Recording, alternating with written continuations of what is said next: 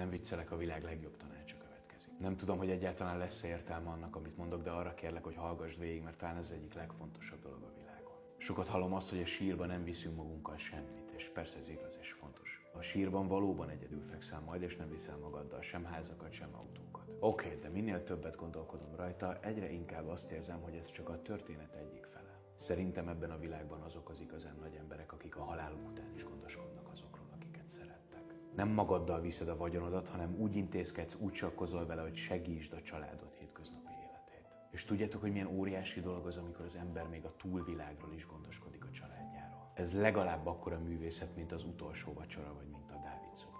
Sokan úgy beszélnek a pénzről, mintha az kizárólag csak kapzsiság volna. Pedig a pénz önmagában nem erkölcsös és nem erkölcstelen. Attól válik szenté vagy rombolóvá, hogy milyen szándék lakik mögötte. De milyen csodálatos már az, amikor valaki úgy rendezi el az életét, a munkáját, a vagyonát, hogy az a saját halála után is védelmet nyújtson azoknak, akiket szeret.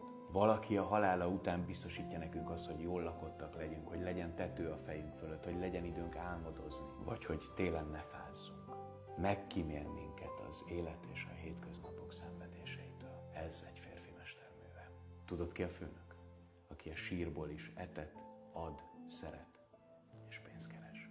Legyen úgy. Ha szeretnél minden nap egy kis reményt, egy kis erőt, egy kis inspirációt kapni, akkor szeretettel meghívlak téged a Filozofiumba, ahol most indult el a Remény minden napra című videósorozatom.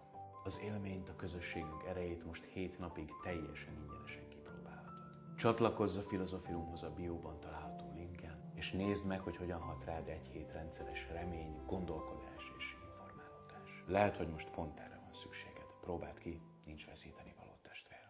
Várlak szeretettel.